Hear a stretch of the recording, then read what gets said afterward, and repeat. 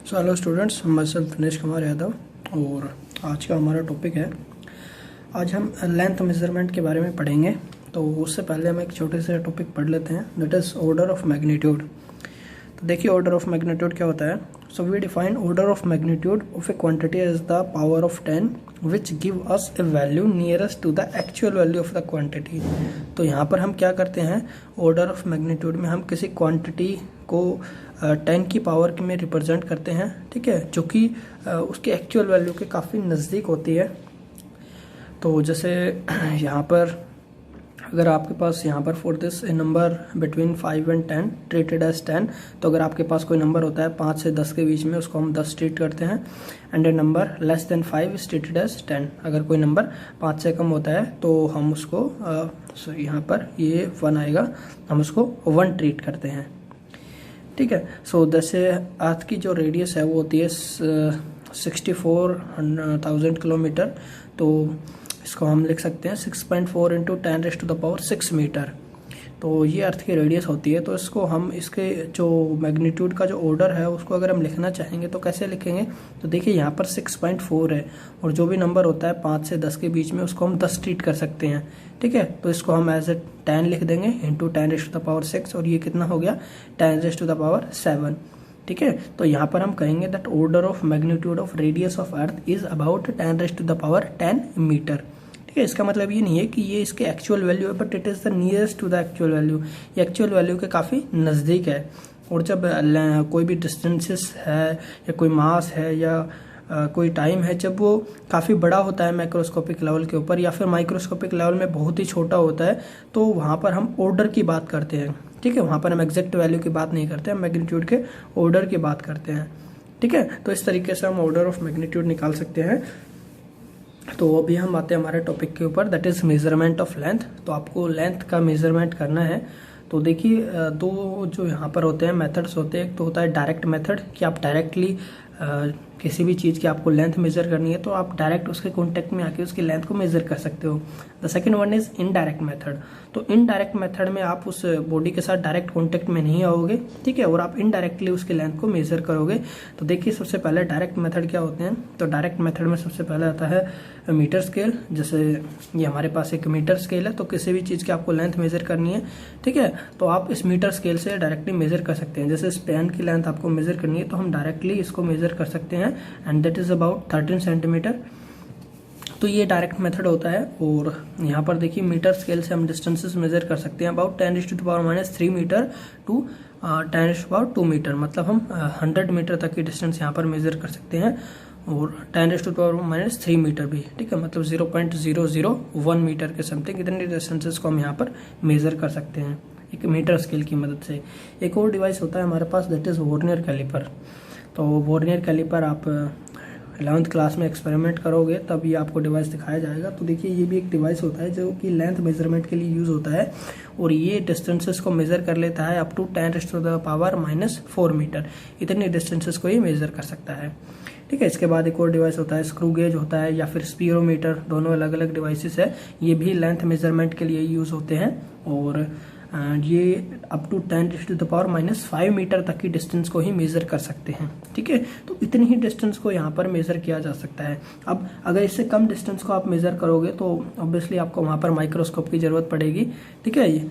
और अगर काफ़ी कम डिस्टेंसेस है तो वहाँ पर आपको इलेक्ट्रॉन माइक्रोस्कोप की मदद लेंगे, ठीक है। बट हम नॉर्मल डायरेक्ट मेथड से उनको मेजरमेंट नहीं कर सकते, ठीक है। So for all the distances beyond these range we use indirect method. अब वो जितने भी डिस्टेंसेस बच गई जो कि इस रेंज से बाहर है, ठीक है, जैसे ये इस रेंज से बाहर हो गई या फिर इस रेंज से बाहर, तो वहाँ पर उनका जो मेजरमेंट है वो हम कैसे करेंगे, वो हम इनडायरेक्ट मेथड से करते हैं। तो सेकंड हमारे पास लेंथ मेजरमेंट के लिए आता है इनडायरेक्ट मेथड, जिसमें हम इनडायरेक्टली किसी भी चीज़ की लेंथ को मेजर करते हैं।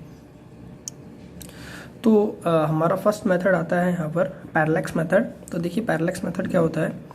सो large distances such as distances of a planet और a star from earth can be measured from this method. तो ये एक मेथड होता है जिसकी मदद से हम किसी प्लैनेट के डिस्टेंस, किसी स्टार की डिस्टेंस या कुछ सेलेस्टियल बॉडीज़ की डिस्टेंसेस को हम मेजर कर सकते हैं इस मेथड की मदद से, ठीक है। तो देखिए क्या होता है। So parallax is the name given to change in the position of an object with respect to background when the object is seen from two different positions। तो पैरेलैक्स क्या होता है, ये एक बेसिकली पोजीशन में जो चेंज होना है उसको नाम दिया हुआ है हमने parallax with respect to background. Background के रेस्पेक्ट में जब हम किसी भी ऑब्जेक्ट को देखते हैं फ्रॉम टू डिफरेंट पोजीशन, दो अलग अलग पोजीशन से देखते हैं, ठीक है, तो हमें ऑब्जेक्ट के अलग अलग पोजीशंस नज़र आती है, तो इसी को हम पैरेलैक्स बोलते हैं, ठीक है।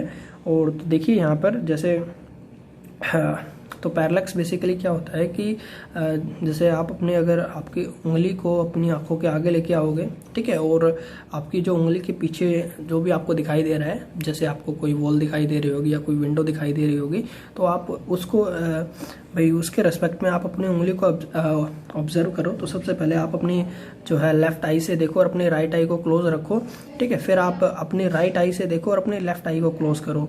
तो आप देखोगे कि यहाँ पर आपको जो दोनों मतलब अलग अलग पोजीशन, आपकी जो उंगली की पोजीशन है वो पीछे जो बैकग्राउंड है, जो वॉल है, जो भी है, ठीक है, वॉल के रेस्पेक्ट में वो पोजीशन जो है वो चेंज हो रही होगी, ठीक है। सपोज ये मेरी उंगलियां, आप अपनी पहले एक आंख से इस उंगली को देखोगे with respect to this notebook, ठीक है, फिर आप अपनी दूसरी आंख से देखोगे पहली वाली आंख को बंद करके, तो आप क्या देखोगे कि इस नोटबुक के रिस्पेक्ट में ये जो उंगली है इसकी पोजीशन यहाँ पर चेंज हो रही है, ठीक है।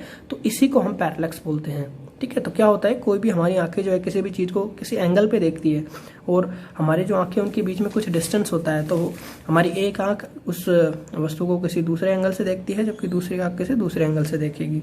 तो अलग अलग एंगल से देखने पर हमें उसकी अलग अलग पोजीशंस नज़र आती है और इसी को हम पैरेलैक्स बोलते हैं, ठीक है।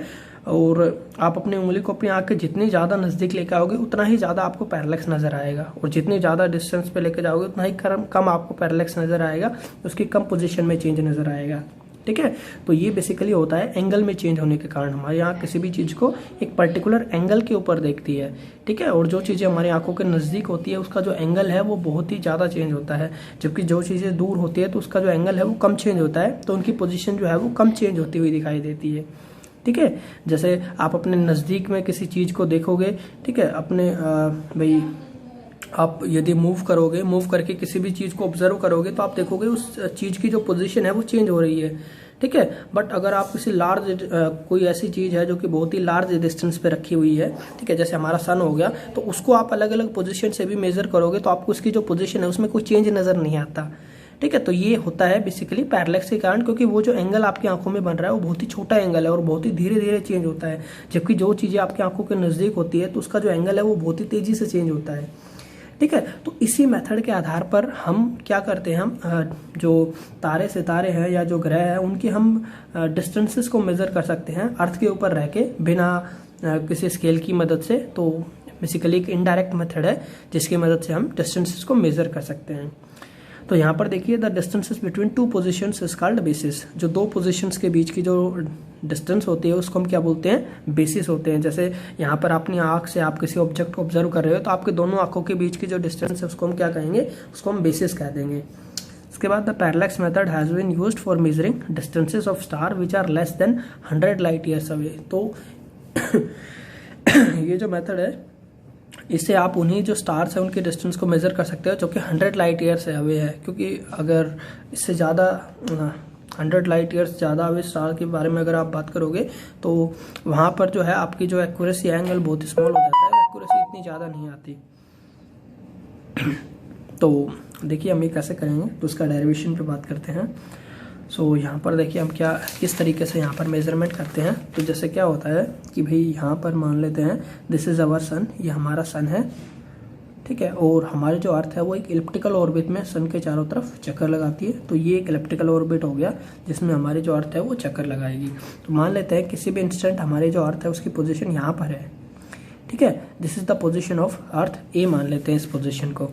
और क्या होता है कि भाई यहाँ पर कोई स्टार है जो कि कुछ लाइट ईयर्स की दूरी के ऊपर है, ठीक है। तो हम क्या करते हैं भाई यहाँ से कोई एक स्टार है जो कि बहुत दूरी पर है, बेसिकली इनफाइनाइट डिस्टेंस पर है, ठीक है। तो इस इनफाइनाइट डिस्टेंस के रेस्पेक्ट में हम ये जो एंगल है ये मेज़र कर लेते हैं। ये जो स्टार है, स्टार से ये जो वाली जो डिस्टेंस है, ठीक है, ये जो स्टार है यहाँ से हम इसको देखते हैं और ये जो एंगल बन रहा है यहाँ पर, ठीक है, सपोज थीटा एंगल यहाँ पर बन रहा है, या थीटा 1 मान रखा है हमने यहाँ पर। सपोज मान लें यहाँ पर थीटा 1 एंगल बन रहा है, तो देखिए क्या होगा, ये थीटा 1 एंगल यहाँ पर बन रहा है, तो इसको हम एक टेलीस्कोप की मदद से मेजर कर लेते हैं। हम इस स्टार को देखते हैं और एक यहाँ पर जो इनफाइनाइट डिस्टेंस के ऊपर जो स्टार होगा, जो कि बहुत दूरी पर होगा, उसके रेस्पेक्ट में हम ये जो एंगल है उसको मेजर कर लेते हैं।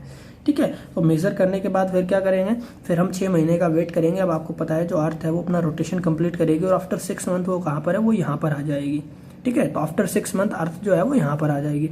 अब देखिए ये पोजीशन अलग थी, तो यहाँ से आपने मेजर इसको ऑब्जर्व किया था, तो ये जो एंगल है ये अलग होगा। और जब आप 6 मंथ यहाँ से अर्थ आएगी, तो आप क्या करोगे, आप वापस से स्टार को टेलीस्कोप की मदद से ऑब्जर्व करो और यहाँ से किसी एक और यहाँ पर डिस्टिंक्ट स्टार जो कि इनफाइनाइट पर है, वहां से आप ये जो एंगल है इस एंगल को मेजर कर लो। तो टेलीस्कोप की मदद से आप ये एंगल भी मेजर कर सकते हो।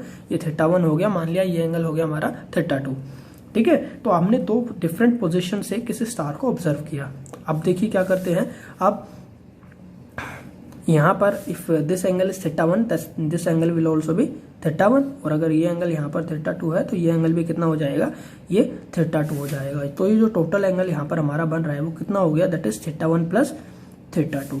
ठीक है, और तो ये जो है ये स्टार से लाइट आ रही है। ठीक है, और ये उस स्टार से लाइट आ रही है जो कि बहुत ही ज़्यादा दूरी पर है, अनंत दूरी के ऊपर है। ठीक है, और ये हमारी अर्थ जो है वो इस तरीके से अपने ऑर्बिट में घूम रही है। तो हमने पहले बार 6 मंथ के ऊपर इस स्टार को ऑब्जर्व किया, एंगल निकाला यहाँ पर। ठीक है, फिर आफ्टर 6 मंथ हमने जब अर्थ यहाँ पर आ गई, तो फिर से हमने इस एंगल को ऑब्जर्व किया, और इस तरीके से हम यहाँ पर थीटा 1 प्लस थीटा 2 ये जो एंगल है ये कैलकुलेट कर सकते हैं।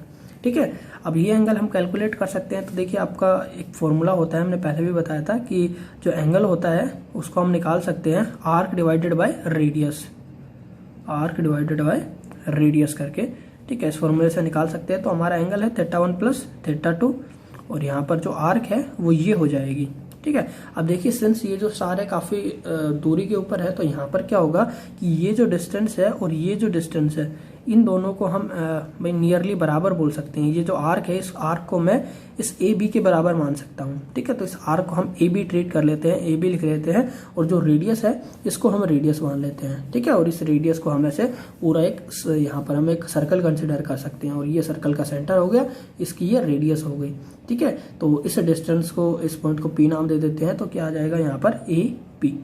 ठीक है, तो आर्क डिवाइडेड बाय रेडियस या A B divided by radius. तो इस तरीके से यहाँ पर हम जो ए बी है, यहाँ पर जो ए पी है उसको हम निकाल सकते हैं, that is A B divided by theta 1 plus theta 2। अब देखिए ए बी कितना हो जाएगा, यहाँ से ये जो डिस्टेंसेस है सन से लेके अर्थ तक की, आपको पता है 1 एस्ट्रोनॉमिकल यूनिट होती है डिस्टेंस, और सन से लेके अर्थ तक ये भी हो गई 1 astronomical unit. So 1 + 1 2, so this distance is 2 astronomical unit, 2 AU, और ये हो गया थीटा 1 प्लस थीटा 2। तो ये डिस्टेंस आपको पता है, ये एंगल आप टेलीस्कोप की मदद से मेजर कर लोगे। तो इस तरीके से आप जो AP है उसको कैलकुलेट कर सकते हो कि ये जो स्टार है हमारा वो अर्थ के रेस्पेक्ट में कितनी दूरी के ऊपर है। ठीक है, तो ये पैरेलैक्स मेथड होता है, और इस मेथड की मदद से हम जो स्टार्स हैं उनकी डिस्टेंसेस को मेजर कर सकते हैं। ठीक है, तो ये मैंने यहाँ पर डेरिवेशन किया हुआ है, यहाँ पर हमने मान रखा है let A B the position of earth in its orbit. Earth orbit के अंदर ए इसकी पोजीशन है। Using astronomical telescope we can measure angle FAN। तो यहाँ पर ये वाला जो एंगल है ये हम मेजर कर सकते हैं। तो ये हमने थीटा 1 मेजर कर लिया है। Similarly after 6 month we measure this angle with the help of telescope, this is theta 2, so we measure theta 2, और यहाँ पर ये हमारा एंगल हो गया theta 1 and this is theta 2। और जो टोटल एंगल है हमारा, इसको पैरेलैक्स एंगल बोलते हैं। ठीक है, ये हमारा जो पैरेलैक्स एंगल है ये हो गया थीटा 1 प्लस थीटा 2। फॉर्मूला है angle equals to arc divided by radius. ठीक है, so angle theta 1 plus theta 2, arc हमारी हो गई ये, तो इसको हम ऑलमोस्ट AB के बराबर मान लेते हैं। तो इसको मैंने आर्क को AB लिख दिया, डिवाइडेड बाय रेडियस, तो ये रेडियस हो गई यहाँ पर। ठीक है, ये एक पूरा इस तरीके से एक सर्कल हो गया, और ये सर्कल की रेडियस हो गई। तो रेडियस हो गई हमारी AN, या फिर हम इसको BN भी मान सकते हैं। सो डिवाइडेड बाय AN, तो इस तरीके से AN कितनी आ जाएगी, AB divided by theta 1 plus theta 2। AB आपको निकालनी है, तो ये 1 एस्ट्रोनॉमिकल यूनिट हो गया, ये भी 1 एस्ट्रोनॉमिकल यूनिट हो गया, और ये जो टोटल है यहाँ पर मिलाकर 1 + 1 2 एस्ट्रोनॉमिकल यूनिट। ठीक है, तो ये यहाँ पर 2 एस्ट्रोनॉमिकल यूनिट हो गया, और जो 1 एस्ट्रोनॉमिकल यूनिट होता है दैट इज 1.5 × 10⁻11 मीटर, और 2 के लिए ये हो जाएगा AB = 3 × 10⁻11 मीटर। सो यहाँ पर हम इस वैल्यू को पुट कर देते हैं, a n equals to 3 × 10⁻11 metre divided by θ1 plus θ2। तो इस तरीके से ये जो एंगल होता है इसको यदि आपको पता है तो यहाँ से हम ए एन को निकाल सकते हैं। The A N distance could be calculated. So by knowing θ1 plus θ2 A N can be calculated. तो ए एन को हम कैलकुलेट कर सकते हैं θ1 प्लस θ2 को यहाँ पर कैलकुलेट करके, ठीक है। और ये हमारा पैरेलैक्स मेथड है। इस मेथड की मदद से हम लार्ज डिस्टेंस पे जो स्टार्स होते हैं जो कि काफ़ी लाइट ईयर्स की दूरी पर होते हैं उनको हम मेजर कर सकते हैं, ठीक है। और बेसिकली एक इनडायरेक्ट मेथड होता है मेजरमेंट का।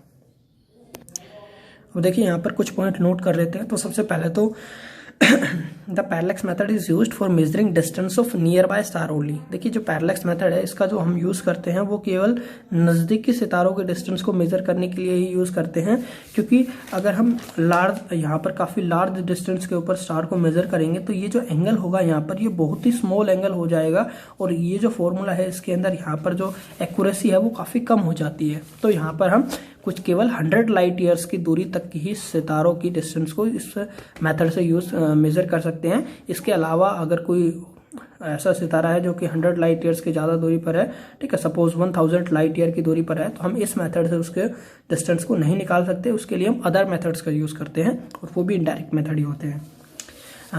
सेकेंड है यहाँ पर the parallax method is also use for determining distance of moon from the earth. तो इसकी मदद से हम मून की जो अर्थ से डिस्टेंस है वो भी हम कैलकुलेट कर सकते हैं, ठीक है। तो सेम मेथड है यहाँ पर भाई, यहाँ पर हम अर्थ की दो डिफरेंट पोजीशन से जो मून है उसके डिस्टेंस को भी मेजर कर सकते हैं बाय सिमिलर मेथड। नेक्स्ट है हमारे इसके अंदर एक छोटा सा टॉपिक और है कि size of N astronomical object, किसी एस्ट्रोनॉमिकल ऑब्जेक्ट का साइज पता करना। तो सेम पैरेलैक्स मेथड वाला ही कॉन्सेप्ट है और इससे हम किसी भी ऑब्जेक्ट का साइज पता कर सकते हैं। सपोज आपको सन का साइज पता करना है कि सपोज का जो सन का जो एंगुलर डायमीटर है या उसका जो डायमीटर है ये डायमीटर कितना है, तो आप इस मेथड से कैलकुलेट कर सकते हैं। तो देखिए ये जो है ये मान लिया ये हमारा मून है and A B is the diameter of the moon, ठीक है, and this is the earth. और यहाँ पर अर्थ पर किसी पोजीशन P से हम मून को ऑब्जर्व करेंगे। तो देखिए let O be the observation point on the earth, O be the this is point is O जो है ऑब्जर्वेशन पॉइंट अर्थ के ऊपर and we measure angle AOB। हमने एंगल AOB को मेजर किया दैट इज थीटा, ठीक है। So angle AOB equals to theta. Telescope की मदद से हमें इस एंगल को मेजर कर सकते हैं। ये मून है और मून के दोनों जो यहाँ पर फेजेज हैं यहाँ से हम इस एंगल को मेजर कर सकते हैं। अब मान लेते हैं let S be the average distance from the moon of moon from earth. अब S जो है वो एवरेज डिस्टेंस हो गई मून से अर्थ के बीच की, तो ये डिस्टेंस बेसिकली हमें पता होगी, ठीक है। तो यहाँ पर सिमिलर में हम फॉर्मूला लगाएंगे कि angle equals to arc divided by radius. तो ये यहाँ पर आर्क हो गई, ठीक है। अब देखिए यहाँ पर ये जो आर्क है इसको हम नियरली AB मान सकते हैं, ठीक है। तो यहाँ पर इसको हम नियरली AB के बराबर मान लेंगे आर्क को। So arc equals to length of circular AB equals to length of circular arc of radius S। तो यहाँ से हमारा जो थीटा है that is AB divided by S and AB equals to S into theta. तो इस तरीके से AB can be calculated when S is known and theta is measured. तो इस तरीके से अगर आपको S की वैल्यू पता है, आपको अर्थ और मून के बीच की डिस्टेंस पता है और अगर आपको ये एंगल भी पता है तो यहाँ से आप क्या कर सकते हैं, आप मून का जो एंगुलर डायमीटर है इसको आप पता कर सकते हैं, ठीक है। So that's it and thank you for watching my video.